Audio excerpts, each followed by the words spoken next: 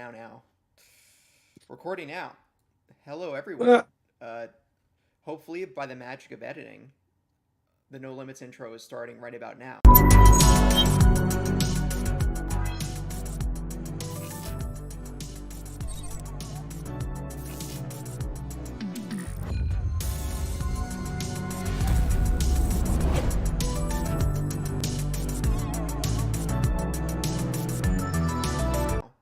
For episode 119, No Limits of PlayStation podcast. Pause. do do do do do do do do do do do do do That's how it do sounds. do do. Sam and Yeah, I are not recording on Melon right now. We're recording on Discord because we can't get into Melon for reasons out of our control, but it's okay. Uh, Bray once again bitten by two snakes. okay, I'm just calling it out. Anyway, hello Yep. everyone. My name is Taylor, and I'm joined by my co-host Sam. You're listening to No Limits PlayStation Podcast, episode 119. Remember, you can find the video version of this podcast over on youtube.com/savethegamemedia and every Tuesday. And while you're over there, make sure to subscribe to the channel. If you'd rather listen to audio, we are on all your favorite podcast services. We would love it if you could leave us a review. It helps us grow, and we would love any feedback.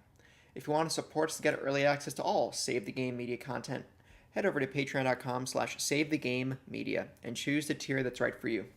Just like our current patrons did, Fabulous Brianna, Brianna's mom, Brianna's brother, Lindsay, Nikolai at Night, Cypher Primus, Brenton Myers, Marcus O'Neill, Lillian, David Hotray, Dave Hart, the Xbox Expansion Pass, Alpaca Tom, Lee Navarro, Selcanet, Ellery Woods Parker III, Chad and Rick Davis. Also, interact with us in the Discord. Links are in the show notes.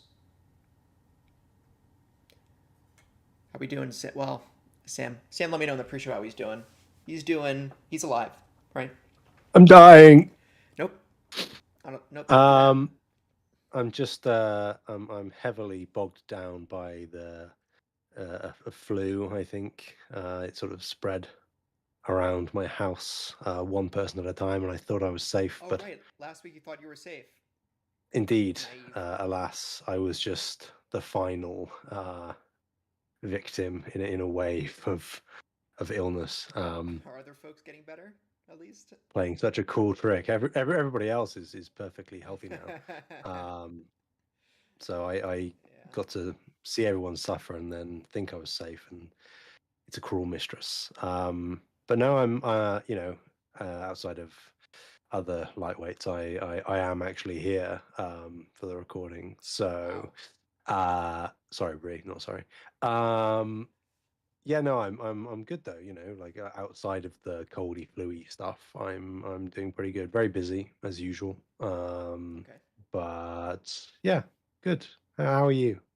Doing all right. I have. See, I had a decent week, but then this weekend I've just been no lifing it. Uh, Yeah. I went out with a friend Friday to get dinner, but other than that, just just playing Outer Wilds, Sam. Hell yeah. I don't think you understand how much time I put into Outer Wilds in the last, oh, 24 hours. Well, I mean, it would max out at 24 hours, right? Oh yeah, So it's under 24 I think I hours. put in about 5 or 6, which is a ton for me. Yeah, yeah. Um, and I was hoping. I actually started playing it again. Did I say I was playing it last week? I don't think I did. I think so. Okay, well, Breeze. I wish Bree was on today to show her cool Outer Wilds Collector's Edition. She said it shipped, right? She didn't get it yet, but it shipped last week. No, she's got it now. She's got it. Oh yeah, Okay. yeah. Sorry, last week. Yeah, yeah. So You're right. now she got it. So when Bree said that, I'm like, Outer Wilds. I need to get back to Mm. that DLC one day. And I just booted it up, uh, you know, last week or early this week, I forget. And I'm like, let me just see if I remember where I was. If there's any stuff that I Mm. uncovered that I can uncover now that I didn't get before, just as a, kind of just a shot in the dark. And lo and behold, I started making a lot of progress that I just Yeah. wasn't making before, 2 years ago.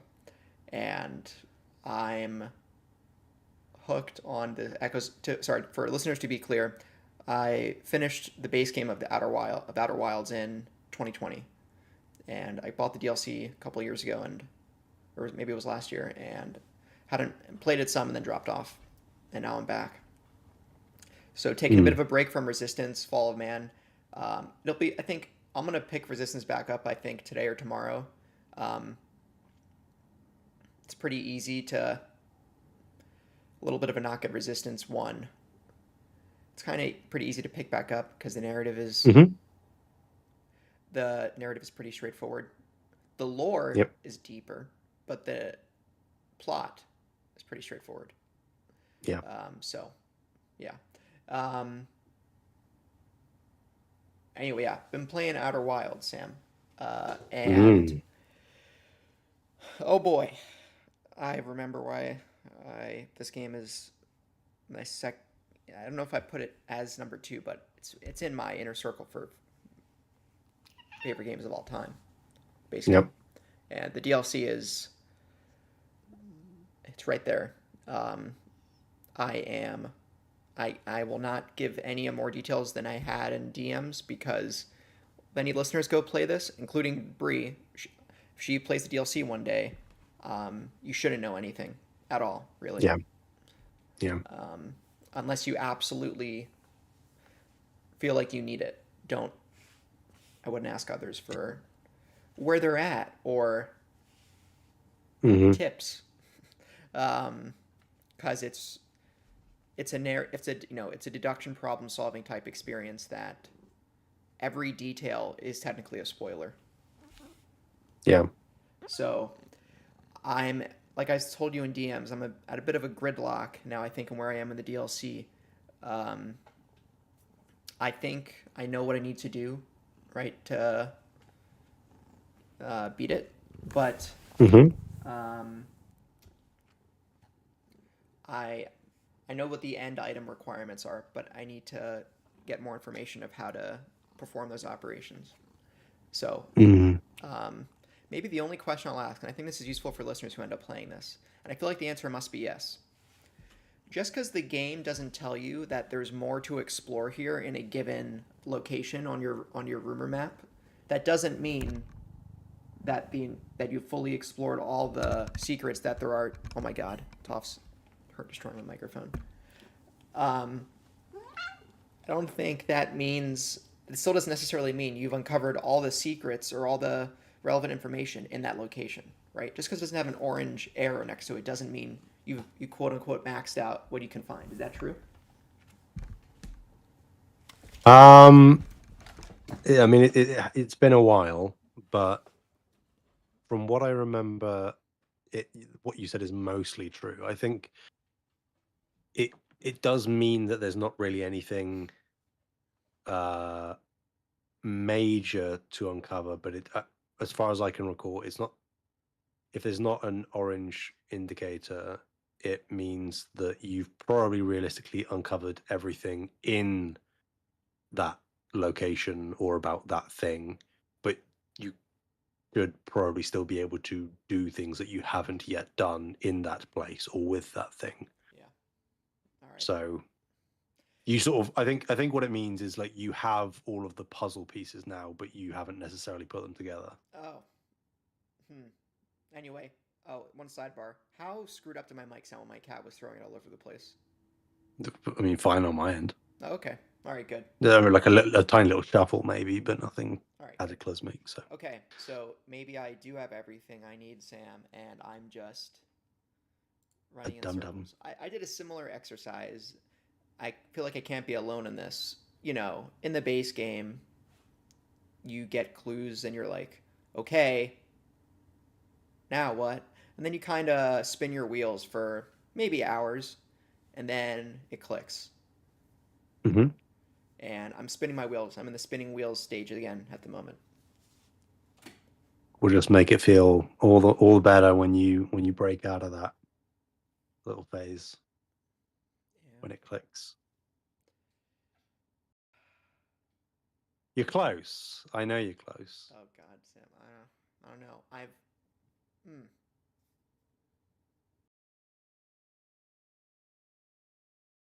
You're currently presented with a dilemma, and you're yet to place exactly how to solve that dilemma, Yeah. what the workaround is for that dilemma. And you'll get it. I'm sure you will. I don't know. Sam, you've seen how stupid I was for Resident Evil 7, all right? Yeah, I mean, but it just takes a little bit of, as with everything in Outer Wilds, you just have to think outside of the box. I Really consider with the specific dilemma you're presented with currently, really think about what happens, why it's happening, and what ways could you prevent it from happening. Yeah. I think I got actually. I said I was spinning my wheels. I think I might understand what I need to do, um, or We at shall least a see. very important detail in understanding what I need to do. Mm. Of how I'll just say of a certain mechanic that I might have overlooked. Mm. Anyway, Perhaps that's as specific as I'll get in talking about where I am in Outer Wilds. Uh, incredibly vague. Incredibly vague, but Yep. by God, I'll see it through. If I will not use a walkthrough, I will put this game on the back burner before I and come back to it in another year before I use a walkthrough. Yep. All right. I It, will it's keep the it's game unfinished and not use a walkthrough. yeah, yeah. I mean, as frustrating as it is sometimes when you're in those stuck moments, like you can really only experience this once. Um, so it is worth preserving that. It's the same for like, Return of the Obra Dinn and the Golden Idol games, things like that. Where really you can replay them, but you'll just know all the solutions. Yeah. Um, so it's very special when you're going through that first time and you don't know the solutions. Yep. Um, Yeah. you can do it. I know you can. Thanks, bud. Hmm. And yeah. What about you?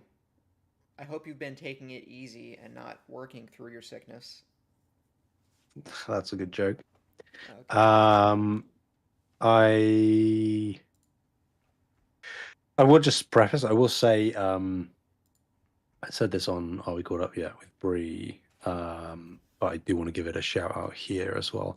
I watched over the past couple of weeks Psych Odyssey, which is the making of documentary for Psychonauts 2 at Double Fine.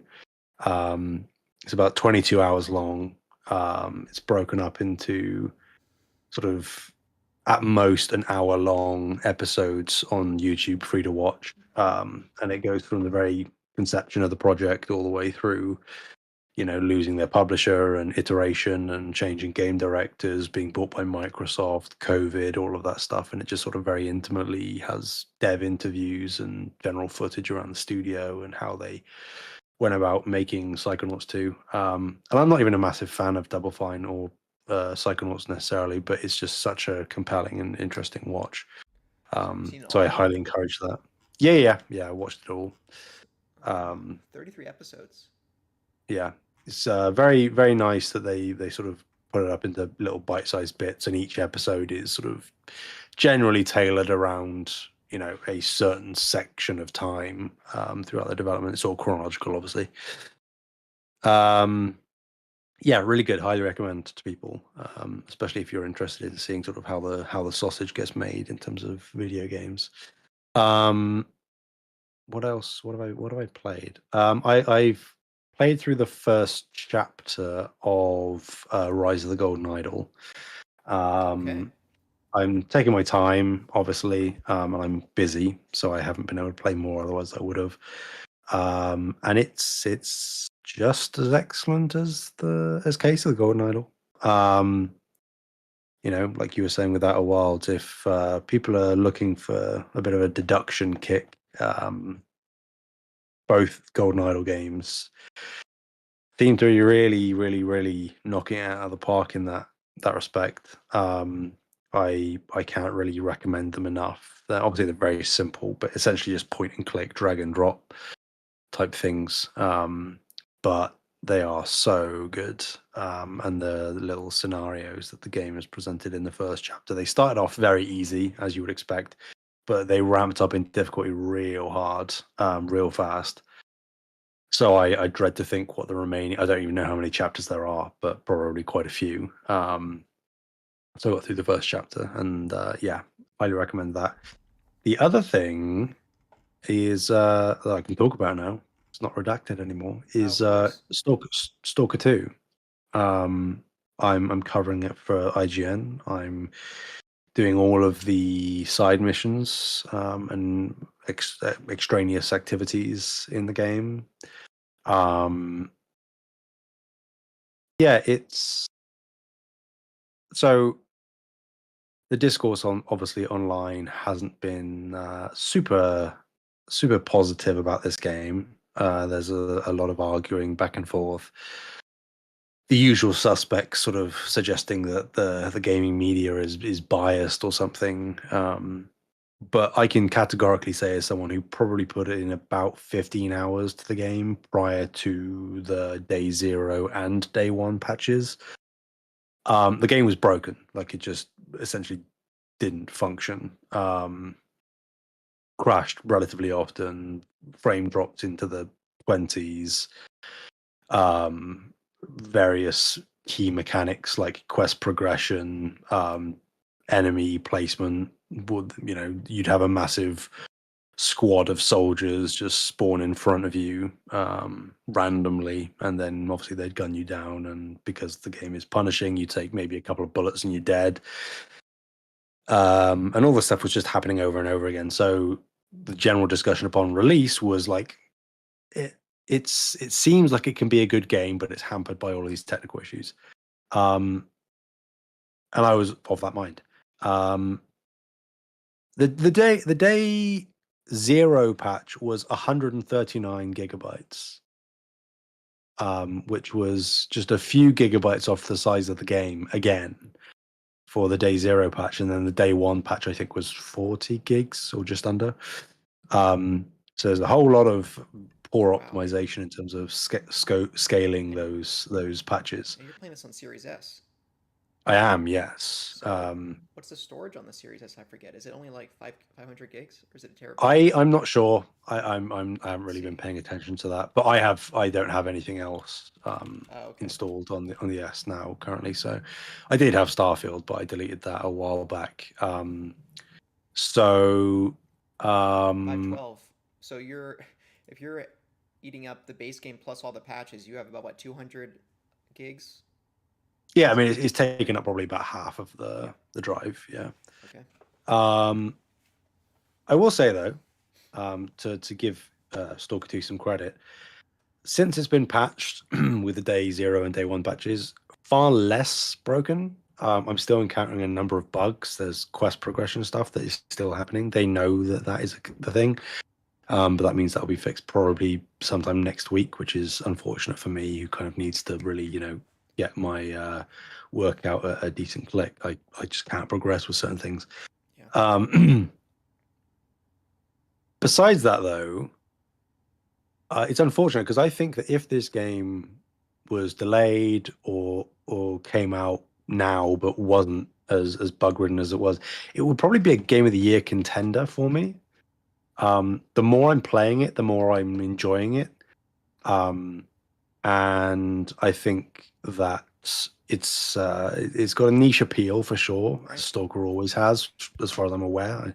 This is my first Stalker game. Um, it's very hardcore. Um, but I think that what if you get into it, it's like it's like quicksand.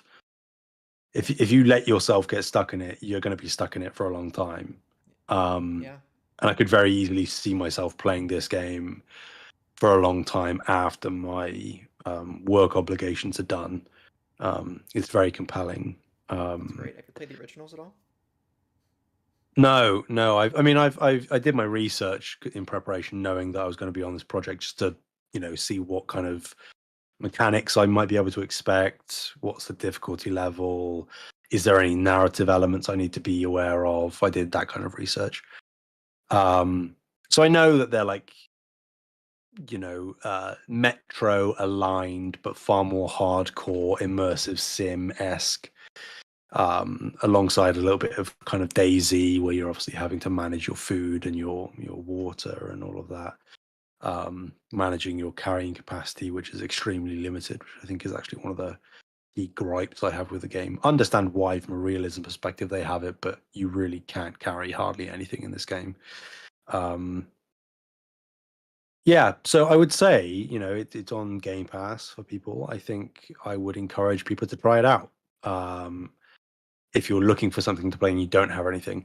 If you do have other stuff to play, though, right now, I would say hold off and wait until, a few months into the new year when it's been patched a bit more and you've got a far more stable, sort of reliable working experience across the board. And if you dive in then at that point, I think you are probably, 2025 is stacked, but you're probably going to end up having one of the best experiences of next year if you wait and you give it time for the game to properly come together. That's awesome. Um, yeah, and obviously, like contextually, you have to give some leeway to the devs because they are Ukrainian and they've made this game during a literal war. Yes, Um, GSC Game World did do this.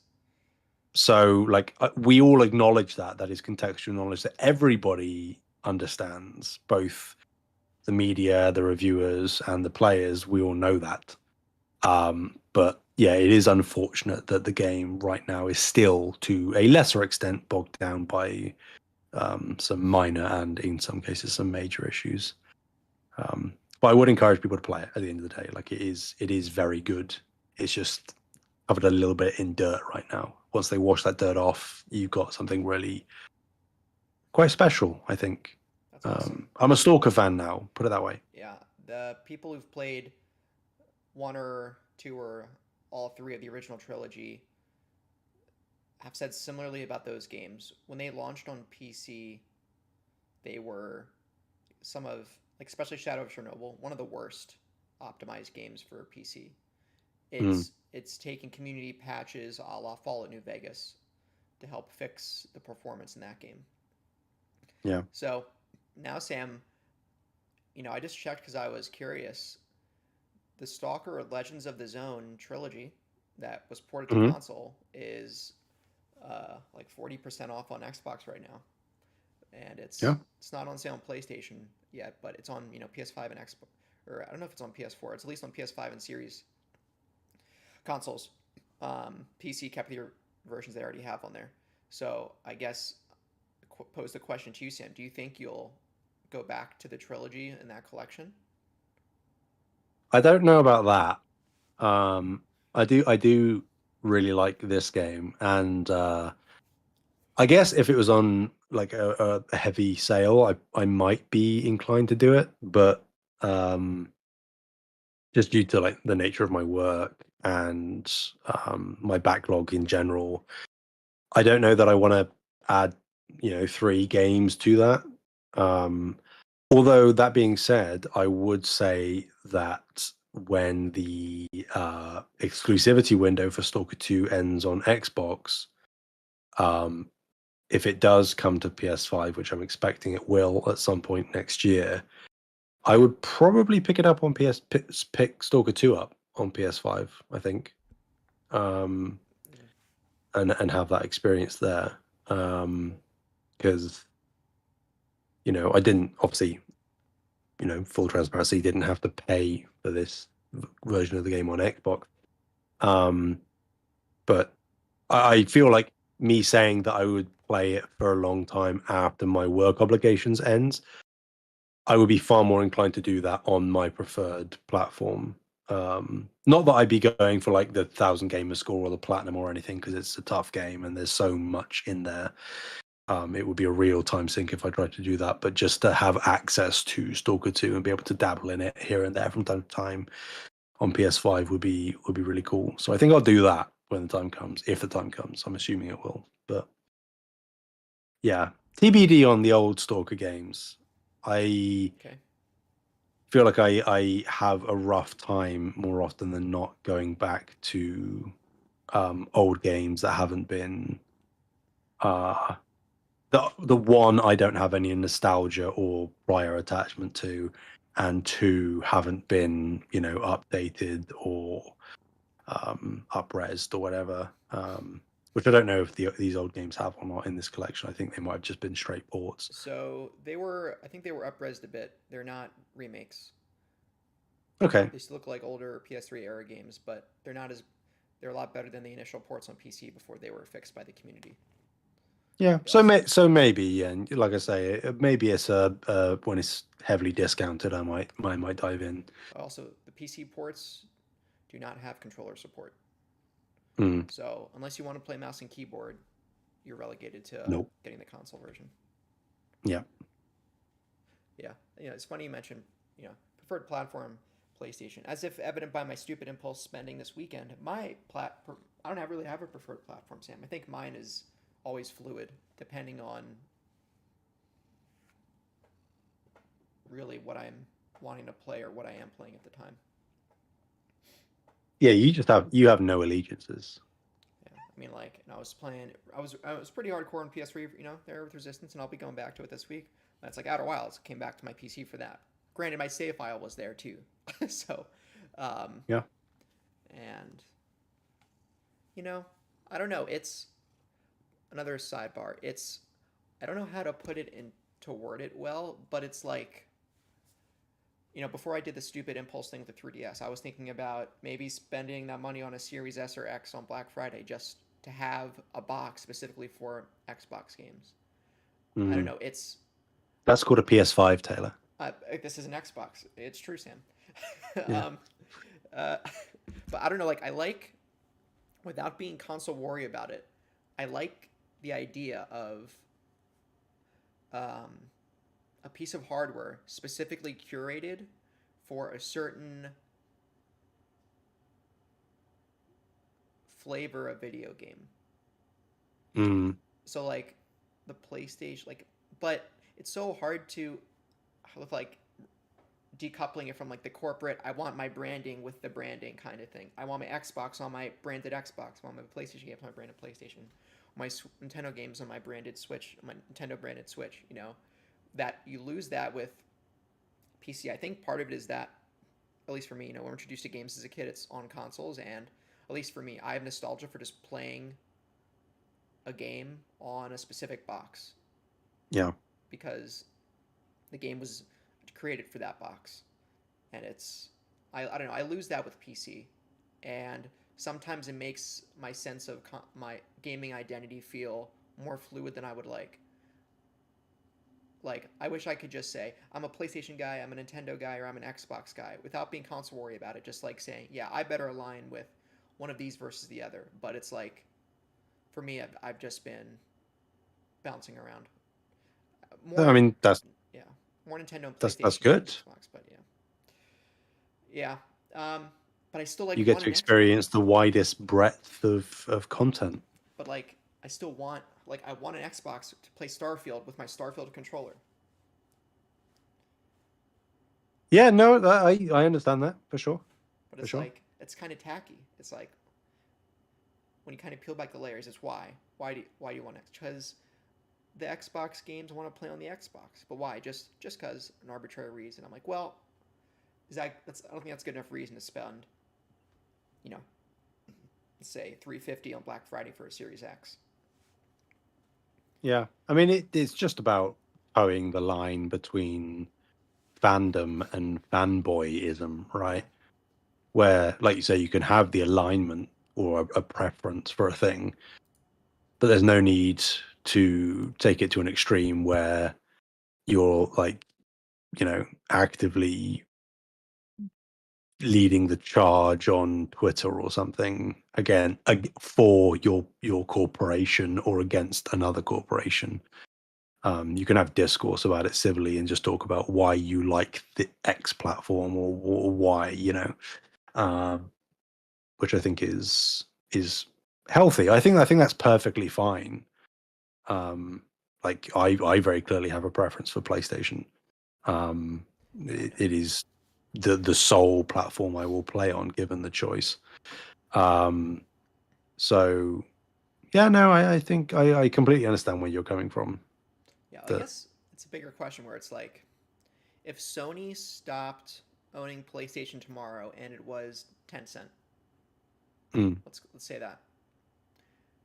I assume you would stay on the platform so long as all the games that Sony PlayStation Studios is known for making continue to be made, right? I guess what keeps you on PlayStation is, I'm going to assume, mainly two things, right?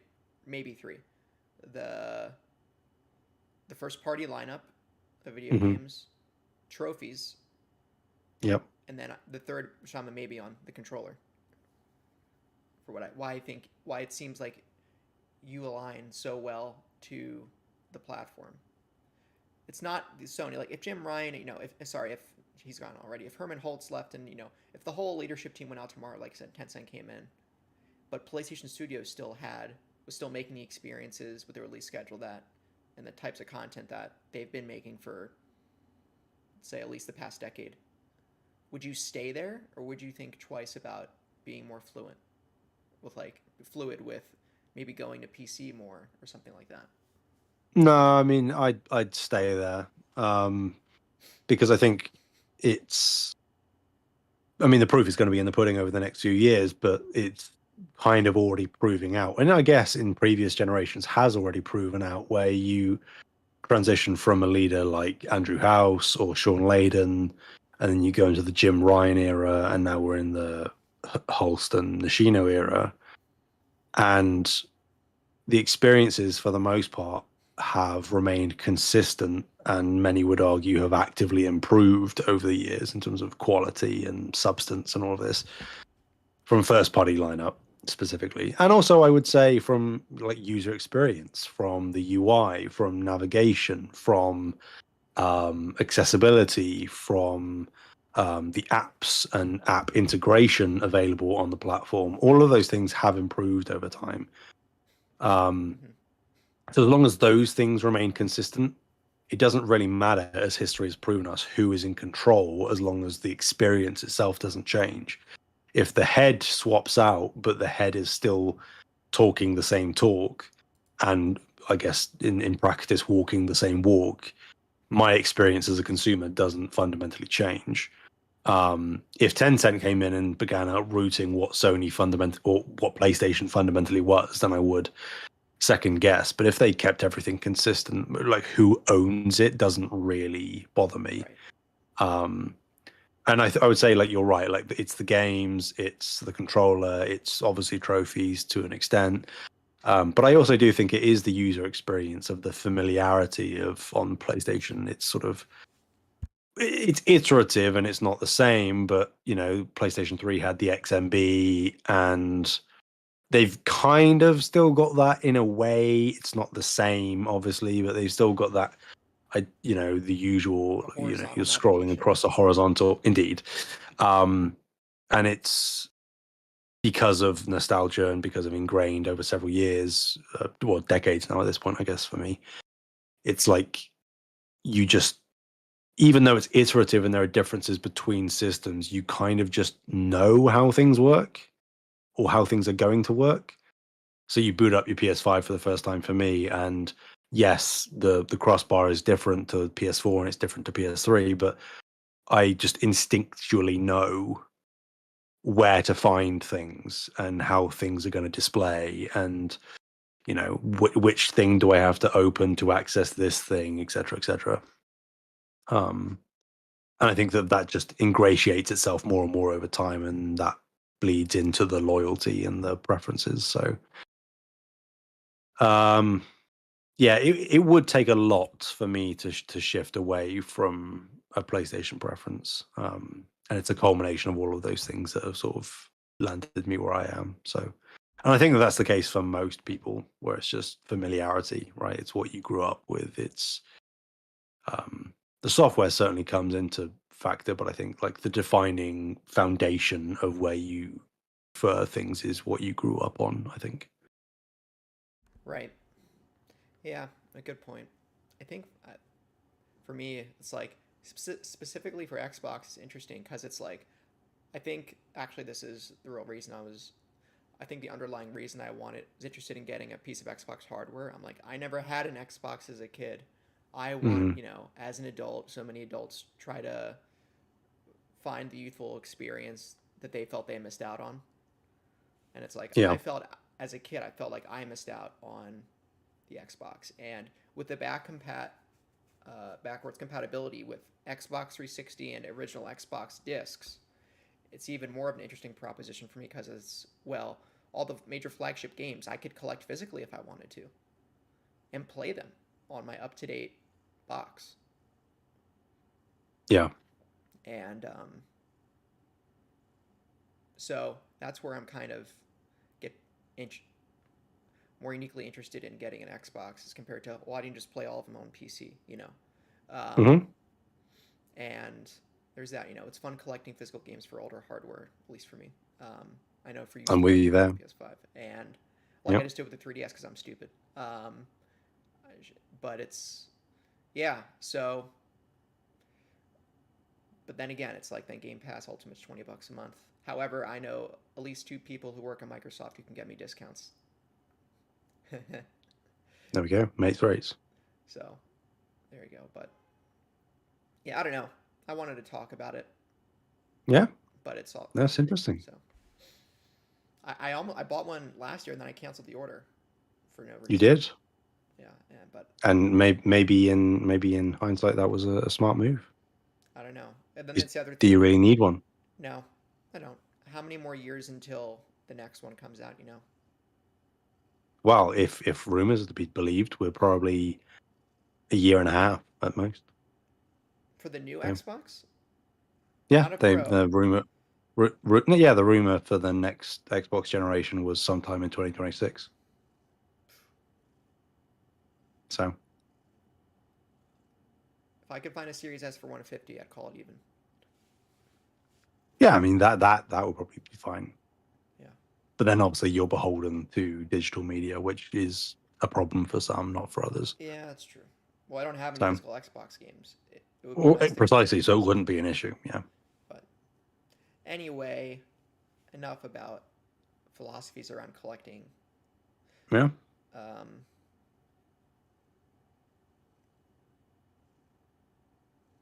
I think that's the intro.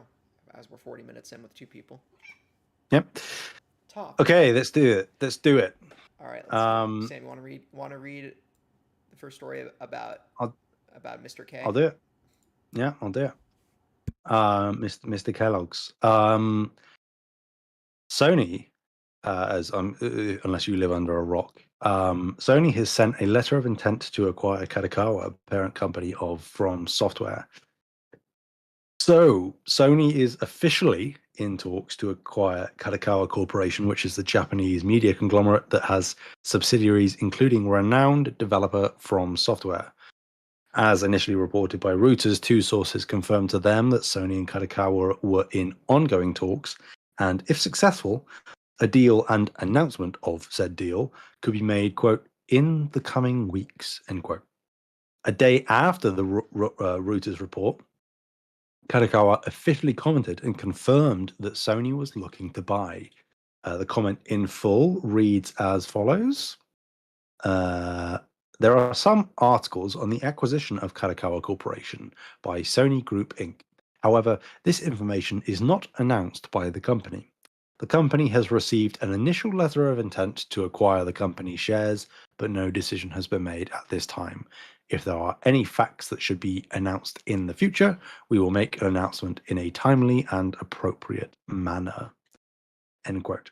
I will also add that a rumor has percolated since this announcement that suggests it may have actually been Kadokawa that approached Sony for the prospect of an acquisition, supposedly in an attempt to protect itself from a hostile takeover from South Korean company Kakao, itself a current shareholder in Kadokawa, who's been pretty aggressively buying shares in the company over the past couple of years.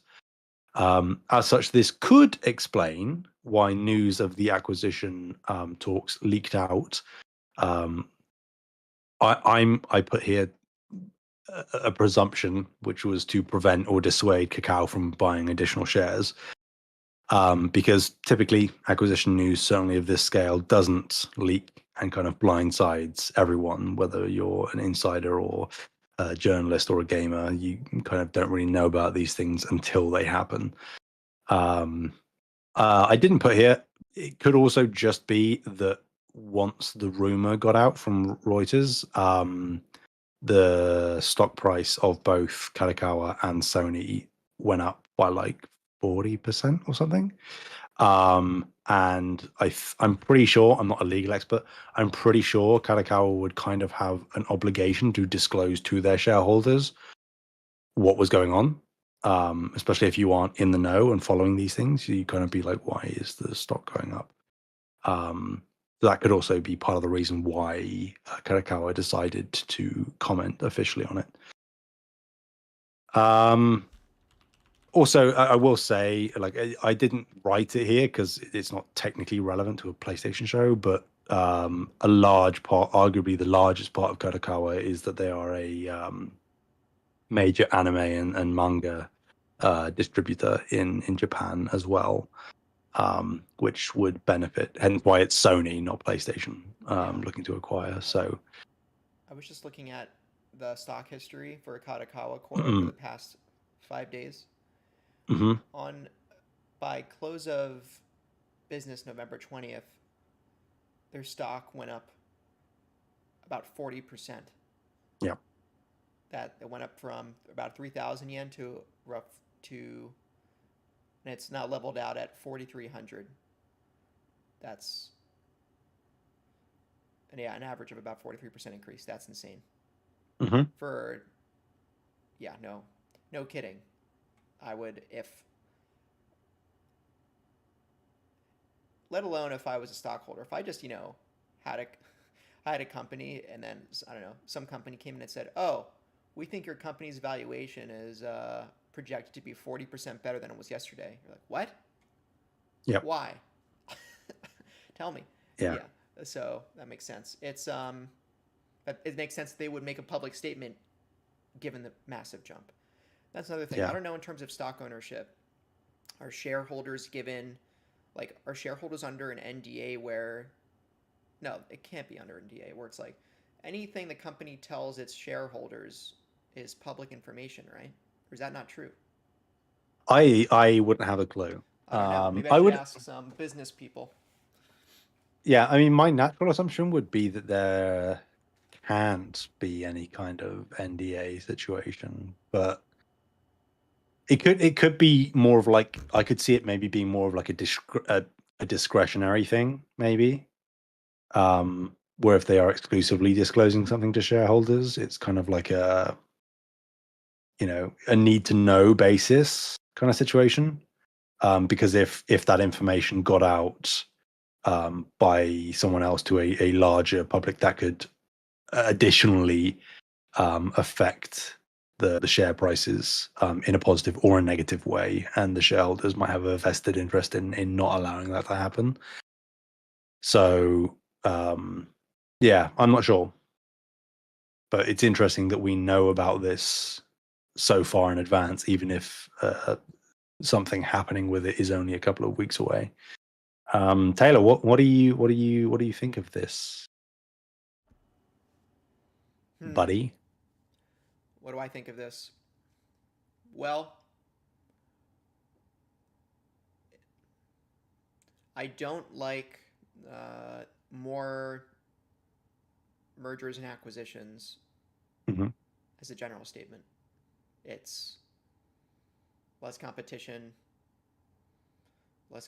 and it is simply an unknown quantity how the merged organization is managed under the buyer. Mm. Um, there have been acquisitions where it's gone very well for everyone involved, and others where it's troubled and somewhere in between. But generally, it's less competition, and I think the only way capitalism does mildly well is with a healthy amount of competition. Now, with that said, if there was going to, if this, the rumor that Kakao was planning a hostile takeover of Kurakawa, I, and that's why Sony acquired them, I think that's a lesser of two evils. Yeah. As we know, Sony and Katakawa, I guess I'm focusing on FromSoftware here, Sure. have had an uh, I don't know if excellence the word, but at least a good working relationship for the past 15 years. I think ever since Demon Souls released on Yep. PlayStation 3. And um, I guess there was Armored Core before that, of course, but in terms of exclusives, I think that was really the first one, right? And of course, I mean, they if you go onto their Wikipedia and look at their game history, um, it's hard because I haven't done extensive research. Most, like a lot of their early games are only on the original PlayStation or on only oh, on there you go. PlayStation 2. Yeah, you're right. So I'm looking at it right now. Right, Um, Kingsfield was PlayStation only. Armored Core, yeah, you're right. Armored Core was PlayStation only. Other than they had a game on the, with the exception of a game on the Dreamcast. From Software released roughly oh 5, 10, 15, 20 ish games exclusively on PlayStation platforms until 2002 when Lost Kingdoms went to GameCube, and then they released a Togi on, and that was on Xbox. yeah. But they've been dominantly. You go through the years, you know, From Software has been predominantly the PlayStation uh, platformed developer as their primary. And given, in terms of recent history with PlayStation, of course, Bloodborne was a massive success in 2015, which was an exclusive. And Hmm. um, yeah, I think they have a decent working history together. So if someone's going to acquire them, if you're a Katakawa, at least looking at from the From Software side of things, as relates to PlayStation, then yeah, and But I don't think FromSoft is even the biggest subsidiary of Katakawa. I think they have more money to be made in anime For sure. properties. Yeah, So there's also that. Sony had a big push outside of games for anime. Sony acquired Crunchyroll, which I also don't really like that happening. Um, but for From Software, if they have to be acquired, I think this makes the most sense. Um, mm, Also, selfishly, of course,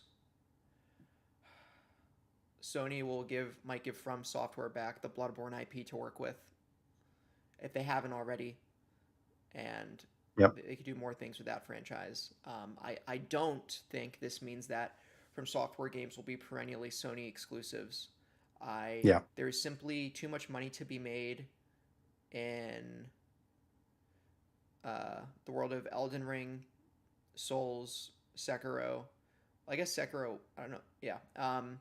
That un- I think Sony would be making less money if they were to make most or all of their games PlayStation exclusives moving forward. So for the folks that are saying the Sony takeover is the end of From Software games on Xbox, I don't think that's true. Um, but it might be, if there's a Bloodborne sequel that might not come to Xbox, there might be single games that don't come to Xbox. But I think major From Software flagship titles that are not already attached to a PlayStation exclusive franchise, like if it's not a Bloodborne or a Demon Souls 2, if that you'd even consider that a possibility, Dark Souls was technically the spiritual successor. I don't think they would make their games exclusive. Um, but yeah, that's my take on it. If it has to happen, I'd rather Sony than Kakao, but I'd rather not happen altogether. yeah. I'm pretty much exactly with you. Where we all of us have been on record and remaining consistent that consolidation is bad. It's bad when Microsoft does it, and it's bad when Sony does it. It's bad when anyone does it. But two things can be true at once, like you said, where like better that this doesn't happen at all. But if it has to happen, I think this is the best case scenario where where Sony and FromSoft have the closest, most intimate working relationship out of all of the publishers and corporations in the gaming industry. They found massive success together. They're both Japanese companies, which I think helps. And Kadokawa in general massively benefits Sony on basically every front. Like you say, the anime stuff, which we don't really care about as much, but it still would pertain to a massive reason behind the acquisition, and also a huge boon for both businesses post acquisition if it went through. I get that really is the main hang up over whether this acquisition will run into any regulatory trouble. I think if this was a question of Sony just buying FromSoft out from underneath Kadokawa, there's no issues. Like they shouldn't face any problems with that. But obviously, just Kadokawa and Sony already having Funimation and Crunchyroll, Oh, Kadokawa owns that there Funimation. is a no. Sony owns Sony. Okay. Funimation and Crunchyroll, but they closed or folded Funimation into Crunchyroll. I think, yeah, because I think it's specifically the people are worrying about monopoly on the distribution of anime, specifically in the West, that this might cause. In Japan itself, I think the anime and manga industry is far too vast for it to be considered a monopoly, even with Sony owning all the stuff that it does. But the West is a different story. Yeah, I mean, you can't forget Taylor. You didn't say it, but the classic that is Deracine, which is a PlayStation VR exclusive from Software. Oh, also, Um, Kadokawa owns Spike Chunsoft. They made the recent Dragon Ball Sparking Zero game. they do, and they also own Acquire, which is the studio that helped co-develop Octopath Traveler, and Gacha Gacha Games, which does RPG Maker, if I remember correctly. Danganronpa. Um, That too. Anyway, go ahead. yeah, that's the interesting part for me, where obviously SIE would benefit most from software. They're probably the most prestigious developer out there right now, and they're only going from strength to strength and getting more popular. So bringing them in now, whether they make it exclusive, timed exclusive or not, it's a huge boon to them to have that as a first party studio. I would wonder what they do with these other teams, because none of the other teams really fit Sony's existing portfolio. That being said, Sony has pushed very hard into the fighting game market these past several years. So Spike Chunsoft, like you say, doing Dragon Ball, they're obviously very good at doing licensed products, and they're good at doing fighters. So there is a potential there where they could see value in Spike Chunsoft. Acquire, I don't know. Same with Gacha Gacha. It's like, is that too niche? Is that a little too small scale? People have brought up maybe, and I wouldn't love this. Not that I really care about any of the games that those smaller teams have made, but some people have said that Sony might, in some way, retrofit the smaller teams for their mobile initiative. Oh, Um, okay. Yeah, I'm the same, but I'm just sort of relaying that sentiment that some people have shared, where they could get Acquire or something, or Gacha Gacha, who do smaller scale products anyway, to work on IP for their mobile push, but that remains to be seen. Yeah, I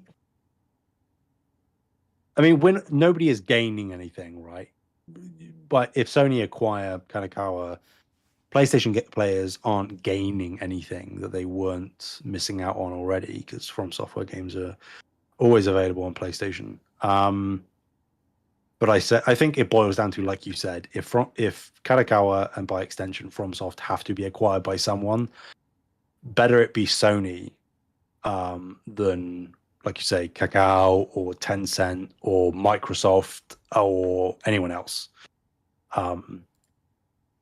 This makes the most sense. So if it has to go down one way, I'm glad it's going down this way. Yeah. What this does, how they decide to proceed, TBD, I guess.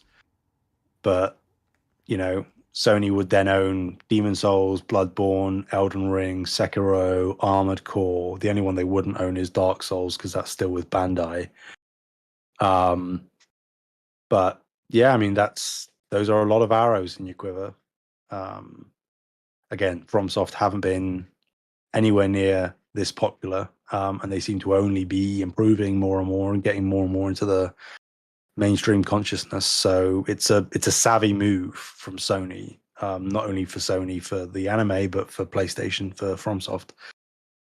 So it's exciting. I mean, I don't like that this is happening, but if it has to happen, I think it's pretty cool that Sony are getting it.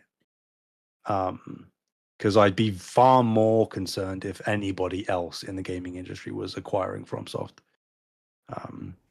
People say, "Oh, but Sony are going to intervene and meddle with FromSoft's creative process." It's like, well, if you're saying that, I think you fundamentally misunderstand how Sony manage their teams, because every single first party, especially single player studio, Sony give full creative autonomy to. Yeah, but it's also Um, cuts both ways, right? If they're not a proven studio, like quote unquote, they don't have a exactly, reputation for making excellent games. precisely. If you swing and miss on your game that you have full autonomy over, so full autonomy over, Sony might just shut down your studio, and that's what we saw with Concord and Firewalk, right? Yeah, So, but the good thing is that FromSoft have a very proven track record, right? yeah, So I think Sony would be unbelievably dumb to intervene or meddle at all in how FromSoftware operates on a creative front. What they do with exclusives, who knows? Again, I think that would be dumb as well to stifle the success, because you can just dominate the market as FromSoftware games have done over the past few releases. Continue that, and you only benefit in terms of zeitgeist and conversation, but also profit. So, yeah, be interesting to see. I think I'm like 90% confident this is going to happen at this point. Um, like, I can't remember the name of the journalist off the top of my head, but a Japanese journalist who seems to be relatively in the know says that these conversations have been going on for quite a long time. And that bears out where you don't send a letter of intent to a company and especially publicly acknowledge it if you aren't in advanced stages of negotiation. And as Reuters said, it could be announced in the coming weeks. So I wouldn't be surprised if this does prove successful, that we hear about this certainly before the end of the year. Um, and then they'll obviously have to go through regulatory, and no idea how long that will take. But right. yeah, it could be the case where, like, by next week, by the time we record next week, this is official. Um, so I mean, it's technically official now, but you know what I mean. Well, Um, no, it's not. I mean, it is that they are in talks and Sony wants to buy them. Well, they're in talks, but it's So not the dotted line. They haven't signed the contract. exactly, that and that's what I mean of the welcome to the family kind of PlayStation blog post where they announced the intent to acquire and all of that on an official front. So it's all but confirmed that conversations are happening and conversations are deep. Um, and I think, especially if the rumors of a hostile takeover are present, I would imagine that Karakawa are keen on um, fully preventing and denying that route from ever existing as fast as possible. So, uh, yeah, we'll see. We'll see. Yeah, Be very. How weird would it be to call From Software a first-party studio? I That's don't. so bizarre of a concept. I don't know if. I guess if PlayStation owns a studio and that studio makes a game, they technically are first party. Mm. Because I guess I'm it's kind of a open. I'm asking that as a semi question because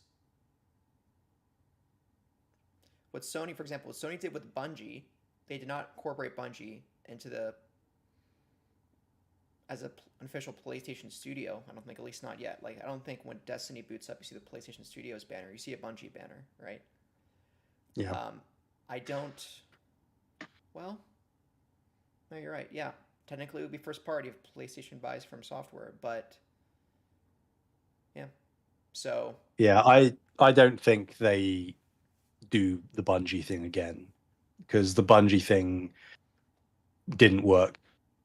It went very wrong for them, really. And that's why you're seeing the shift that they're doing now, where they are essentially folding Bungie in as just another first party developer under PlayStation Studios going forwards.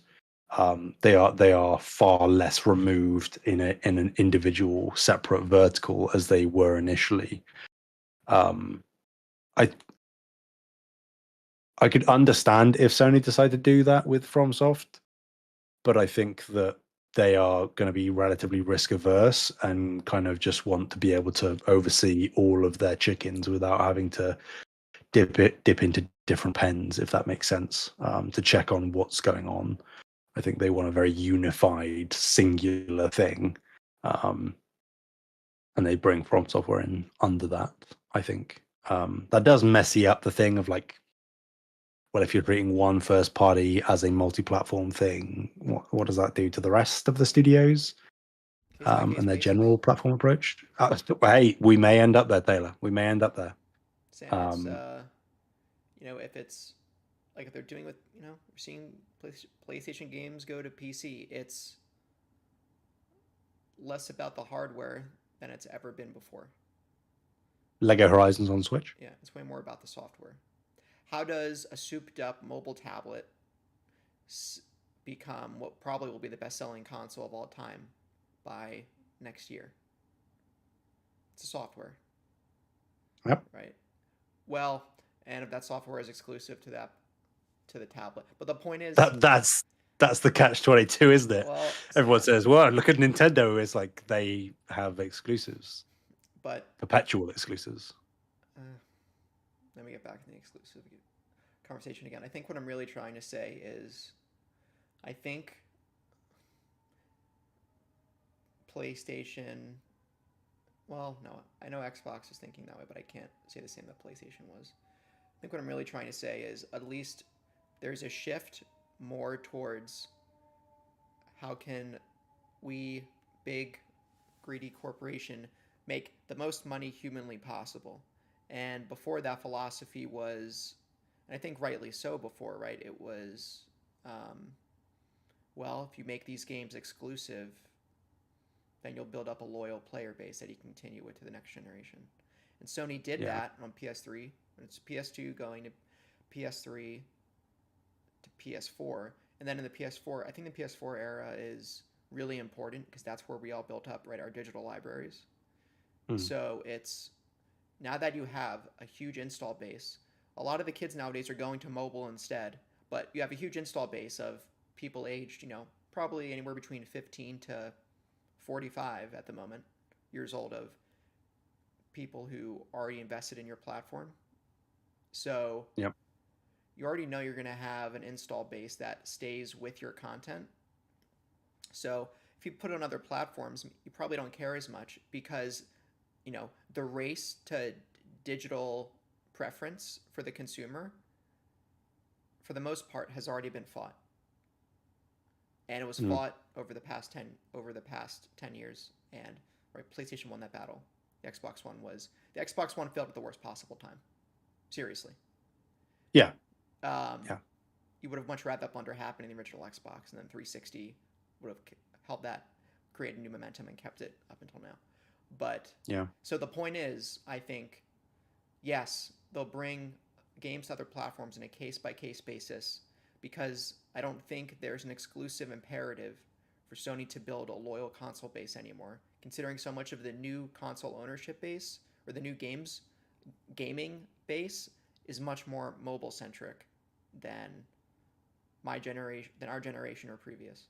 So yeah, that's a really long-winded way of saying more FromSoft games on more platforms. I think is what you see from yeah. Sony. Yeah. I think you're right. I think that it is.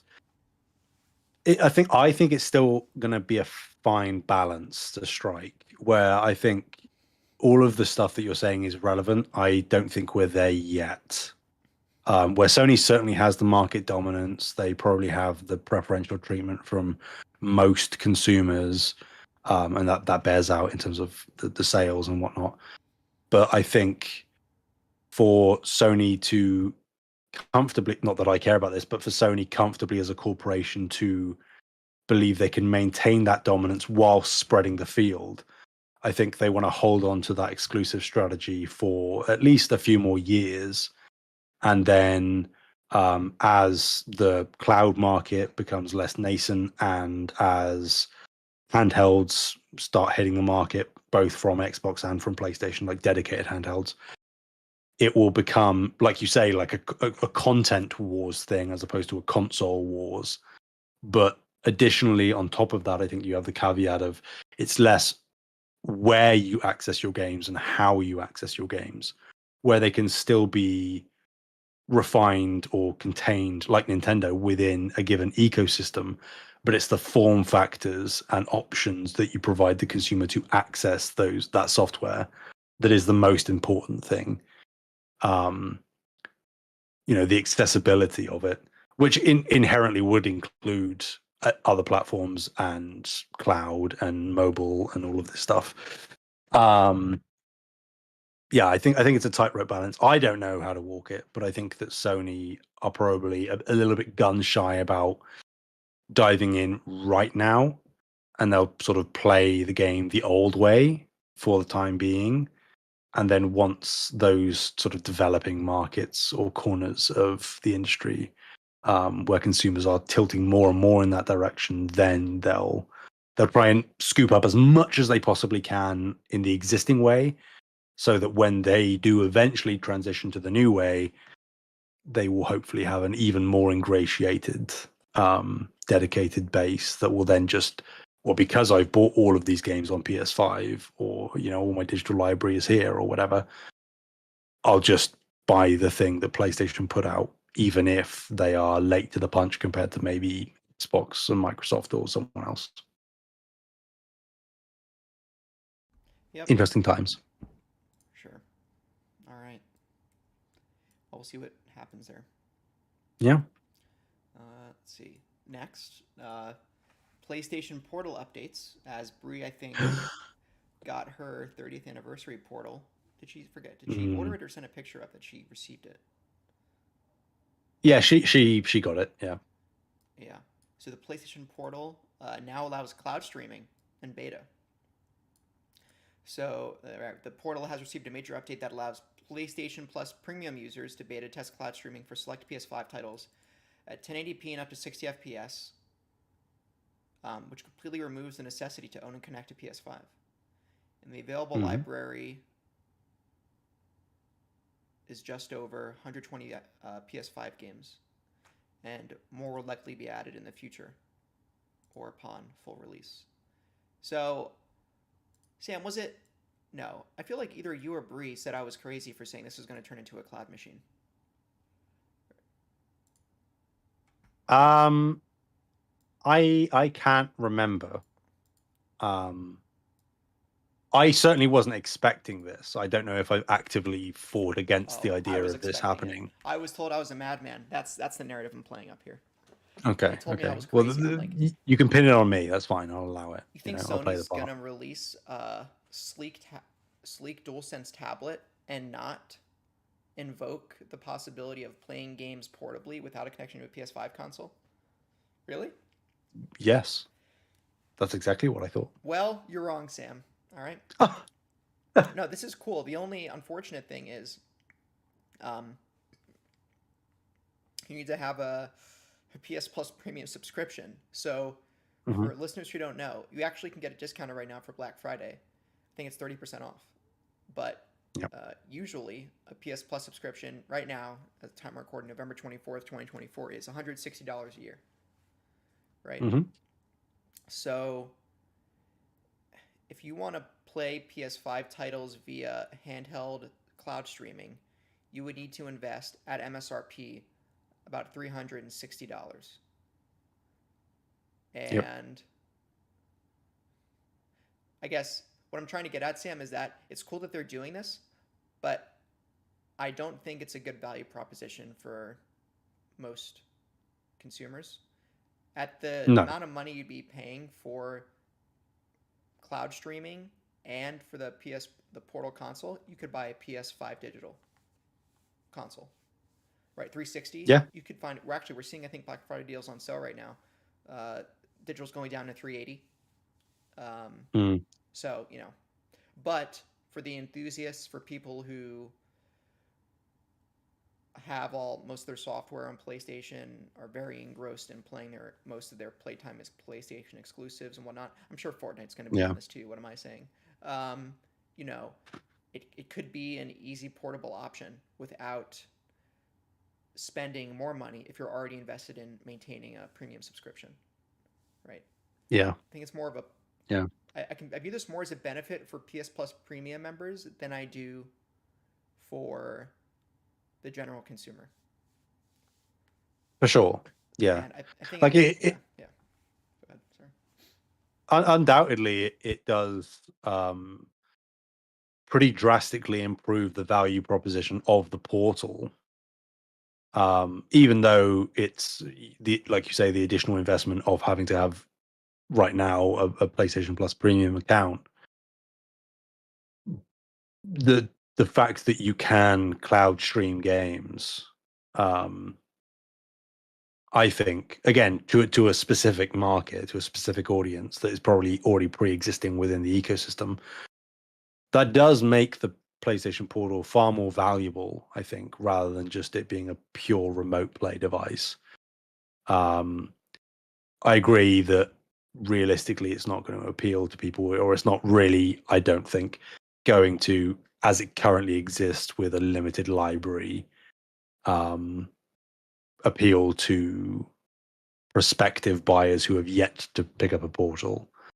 Um, but it's certainly a step in the right direction, I think, because this is almost identical now to what Xbox is doing, where you can. I think they're now at the stage where you can cloud stream your library of games, but you have to be a Game Pass Ultimate subscriber to do that. Um, so again, not one to one. PlayStation Portal is a little bit behind because of the limited library, but um, and it's not your library. I mean, some of the games might be in your library, but you don't get to necessarily decide that. Um, it's a step in the right direction. I think that this is probably a good sign for whatever handheld they're working on. That it's going to have these kind of functionalities, which would be expected by the time that this thing comes out. But it's nice to know that it's going to be a native thing, but you'll also be able to presumably at that point probably cloud stream like the entire PlayStation Plus catalog if you wanted to, maybe with a few exceptions for like the classic games. I don't really know how that's going to work, but yeah, it's interesting. Like I said, I certainly wasn't expecting this to ever really happen with the Portal. I was just expecting it to sort of stay the niche device that it was, because it's seen unbridled success that they weren't expecting in terms of sales. So I was sort of just expecting them to kind of leave things as is and not tinker too much. But to increase the value proposition in air quotes by doing something like this, open up that functionality within the device is pretty cool. Sucks that it's curtailed behind PlayStation Plus Premium, but that's capitalism for you. So Yeah, I can't wait until we get to homebrew our PlayStation portals. mm, We'll see yeah, what Bree yeah, does. I'm curious to see what Bree dives into this. yeah, yeah. You have to relay her experiences. Is she on? She's not on Premium, is she? No, I don't think so. I don't know. Rain check. Maybe after this she will be We'll find out. because they have Black Friday deals. That could well push her over the edge. I guess that's a point that it could maybe tip over people that aren't on Premium that already own a portal to upgrade to Premium. Um, for this added benefit on top of the other benefits that you usually get with premium. That could be something that helps bolster that premium tier in terms of its subscriber count, even if it's minimal grand scheme of things. But that's something to keep an eye on as well. So Yep. cool. This one, nice quick one, just to do a little burn through. Well, there's not really much to say here, but PlayStation has brand new heads of its mobile division. So after recently shuttering Neon Koi, which was their sole first-party mobile studio, Sony has two new people heading up their mobile initiative. So Olivier Courtemanche is the new head of mobile, while Justin Kubiak is the new head of mobile business development and partnerships. This is relatively minor because both men were already in very similar positions within the mobile department, but both have been promoted essentially up to the heads of those respective um, uh, uh, disciplines. And I wrote here that it proves that SIE in general is far from done in the mobile market. Again, surprising news. I assumed when they shut down Neon Koi that they would probably just be exporting all of their mobile development to second and third parties, but apparently not. I mean, I guess maybe that could still technically be the case, and they're just appointing new people to oversee that stuff. But it's weird that they are, seemingly cementing their idea that they are going to do something internally with their mobile push. So we don't care, right? About mobile, but they do, Yeah. smartly so. It's like I at least find take solace in this, Sam. Right? If Yeah. if the current generation of kids are only mobile, uh, only play games on their phones and nowhere else, Hmm. I don't think. I think manufacturers will still make console dedicated games because the market of our generation and um, and a good amount of Gen Z still play on their consoles, and that's still a huge market to be tapped for Yeah. as long as we live. So Agreed. I just like to put that out there for the people who are doing that. Mobile is gonna cannibalize console gaming. There's too much money to be made on consoles for that to happen. Maybe in 100 Yeah. years that becomes the case, but we'll be gone. Yeah. And There's then, already there's strong enough of a consumer base. I agree. yeah, cool. Um, Next, oh yeah, the Game Awards nominations came out, and PlayStation leads with total of 16 nominations. Astrobot has the most, with 7, including Game of the Year. But Helldivers 2 and Stellar Blade have a number of nominations each. And Ghost of Yotei and Death Stranding 2 both received most anticipated nominations. I find it funny that we have a most anticipated game award. And neither of those games are going to win because GTA 6 is on that list. Yeah, I was about to say GTA 6's. Yeah. GTA 6 will be the biggest video game release of the past decade, I believe. Probably of all time, to be honest. Well, Probably of all time. Minecraft's kind of right there to eat its lunch, though. Maybe. GTA 5 is right there, Maybe. right? If you look at best-selling games of all time. Yeah, it's disgusting how much money they Yeah, made. GTA is number 2. So, sorry, Minecraft has sold 300 million units. GTA Yep. sold 200 million. GTA 5, that is. Anyway, Yep. And these nominations also mean that Sony has had a first-party title nominated for Game of the Year 10 years in a row. Yeah, I don't think it's a big secret that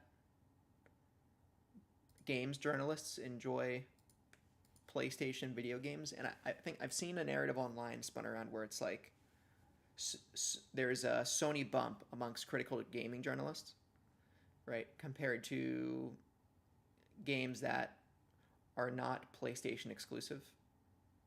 Yeah. And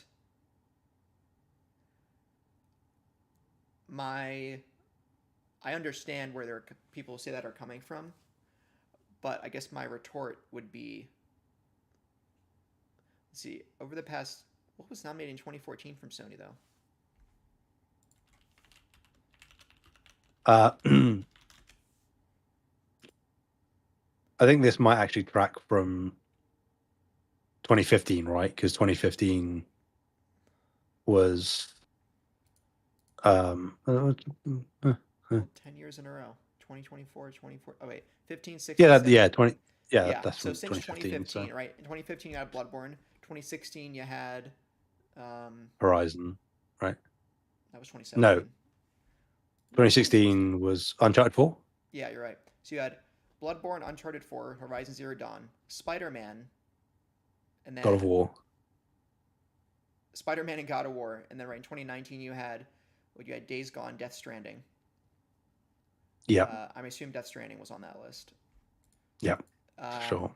and then 2020 you had Ghost of Tsushima. 2021 you had Ratchet and Clank. And 2022 you had and Last of Us Part 2. Last of Us Part 2. Right. 2021 you had Ratchet and Clank Rift Apart. In 2022 you had Hmm. God of War Ragnarok. 2023 And Forbidden West. and Forbidden West, right, in 2022. And in 2023 you had Spider-Man Spider-Man. 2.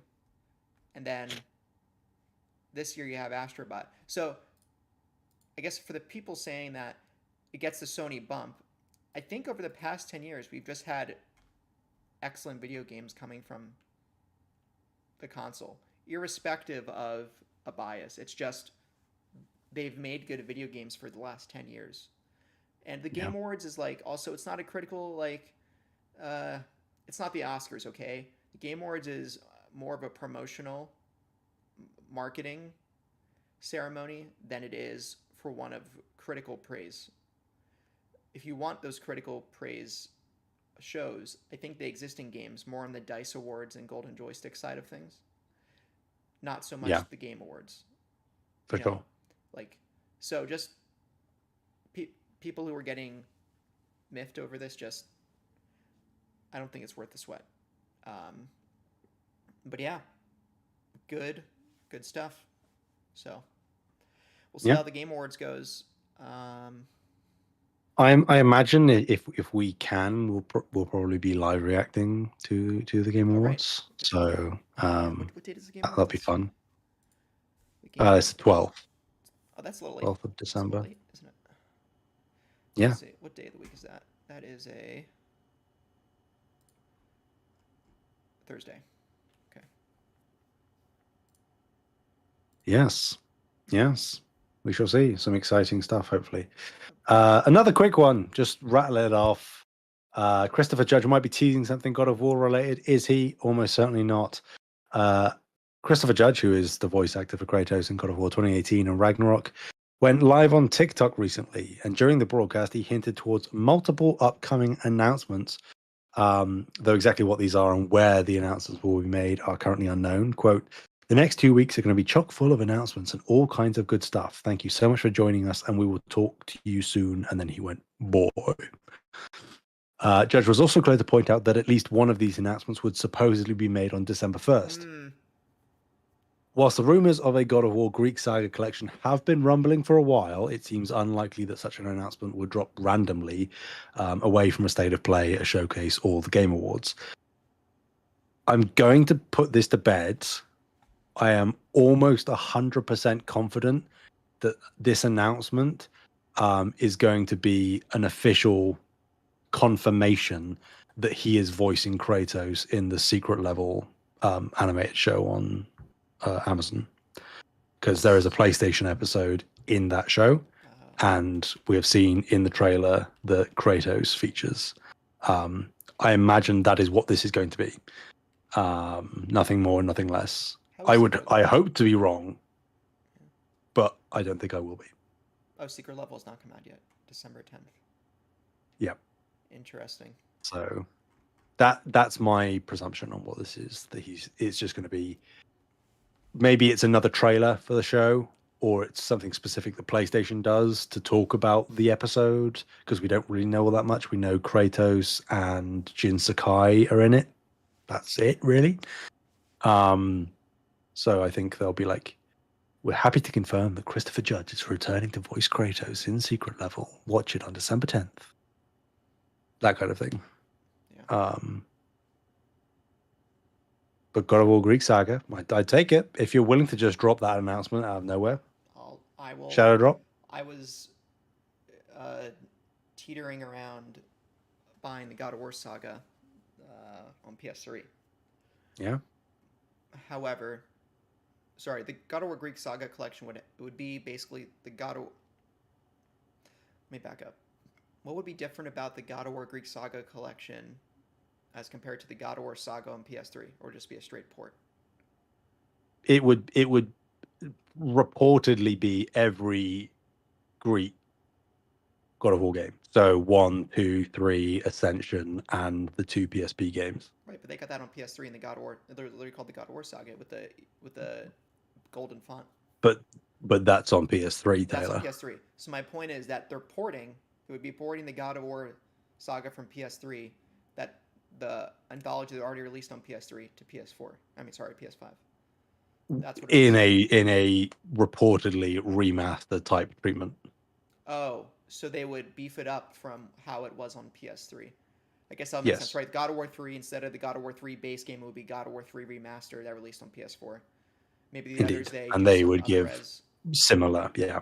I don't know. Were the first two God of War games and the God of War PSP games locked at 30 FPS? Do you remember? That's a good question. It's been a while, so I couldn't tell you either way. So let's see. God of War 1 frame rate. So their variable frame rate, according to Reddit, Mm. it tends to be closer to 30 than 60 during combat. So, assuming that's true, yeah, bump it up to 60, get it up to 1080p, and then run checkerboarding for getting it to 4K. Yeah, I assume that would be the best way I'd buy forward. it. Yeah. So if that happens, I'll be here for it. I want to play Valhalla. All right, but I need You it. gotta play Valhalla. But I You need to. gotta play Valhalla. I need to play the first five. Or I need to play God of War 1, 2, and the two PSP games and Ascension first, Tim. Valhalla is so good. So good. I don't believe you. There's gonna be so many people that when the next like mainline God of War comes out are gonna be like, well, why is all of this stuff happening? What changed between? And I'm like, well, you didn't play Valhalla then, did you? Oh. So much good narrative stuff. So much good narrative stuff. Well, Sam, like I've said before, they, with the release of this collection, they have themselves on the red carpet for releasing a God of War spinoff title that covers the gap between 3 and 2018. Or 3 and 4. We'll see. Yeah, if you're calling We'll it 4. see. We'll see. Anyway, yeah, that'd be cool. No Bloodborne news. All right, stop seething. 10 years next year, Taylor. And they're buying FromSoft. Nope. Anyway, so yeah, I think the last thing I wanted to cover, I think we got a question about it, so I put the link here. Let me bring up the questions. Yeah, Brandon has literally just asked the question. Good old Brandon from our network. The best buys for Sony's Black Friday deals. Certainly I think so. The hardware. So let me see. Do this real time. PS5 Slim, Black Friday. Right. So I believe he has already. I mean, I know he has. I don't know why I said I believe. He's already bitten the bullet and purchased PlayStation VR 2 at a discount. So 370 right now you can get the PS5 Digital Slim on Amazon for $374 before tax. Mm-hmm. Right. So right there. There you go. But yeah, Brandon already has a PS5 console and he just got a PSVR 2. Hell yeah. But so Sony has a lot There of are dozens of us. Dozens of us. Sony has a lot of Black Friday deals. I think the most notable of which, with regards to, or I first want to highlight PlayStation Plus. They're offering Hmm. 30% Yeah, discounts for new subscribers, and I think I'm eligible for it too because I was a subscriber and then my subscription lapsed. So I think I could get PS Plus Extra for 100, about $100 for the year, that's pretty good. which is pretty good. And I could put the money I was gonna spend on the Ghost of Tsushima uh, upgrade to PS5, maybe towards that, and then punting that down the line to if it gets cheaper. Um, but other than that, the Sony is still selling movies, right? The Venom, the Amazing Venom films, Madam Web, and Across the Spider Verse is on Black Friday. So at least Across the Spider Verse is the great one of the bunch here, not Madam Web. Um, but yeah, there's a ton of first party and third party deals on PlayStation Store. Um, I we would be here for 3 more hours for me to list them all. Yeah, I think the best. What I always do is I always just draft up on the PlayStation Store, just continually add things to my wish list that I'm interested in. And then whenever any kind of sale comes through, big or small, I just scour through my wish list and see if anything is on deep sale, and then if there is, then I pull the trigger. Yeah. Well, Astrobots Um, for 15 instead of 60. There is that. yeah, Spider-Man yeah. 2, $40. Digital Deluxe for Hmm. 50. I'm just taking a quick scroll through. Um, Final Fantasy re oh, actually this is one I might highlight.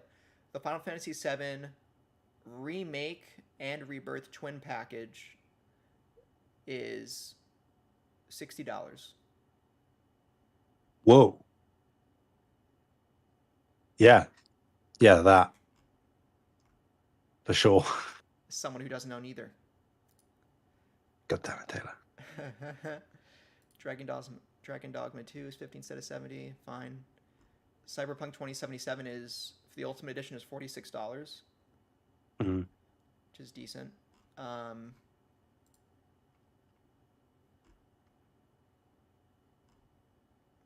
Really, you can't go wrong. I don't think you right. just kind of have to throw a dart at a board, and you're going to land on a good deal. I think more often than Ragnarok not. is $20. Yeah. If there's any like major first party stuff that you missed out over the past couple of years, I say now realistically is probably one of the best times of the year to pull the trigger on that. You might be able to find a better deal, and obviously you will just get better and better deals as time goes on. But if you're looking to dive into one of those things that you haven't experienced yet, Yeah. now is a good time to do that. Oh, Red Dead 1 is 30. That might get me over the edge. Yeah, yeah, that's That pretty includes a good. DLC. There you go. But yeah, I think the best software deal on PlayStation Store, I'm going to say tentatively, remake and rebirth bundle for $60. Yeah, Or that's 57. Yeah. that's pretty insane actually. Yeah. Um, yeah, So, cool. yeah. Well, we do have one final question which we can tackle nice and quick, Taylor. Okay. Coming from Kyle, thank you, Kyle. Is the Lego Horizon game DOA? I haven't seen anyone mention it outside of reviews and doesn't seem to have gotten much buzz. What do you think?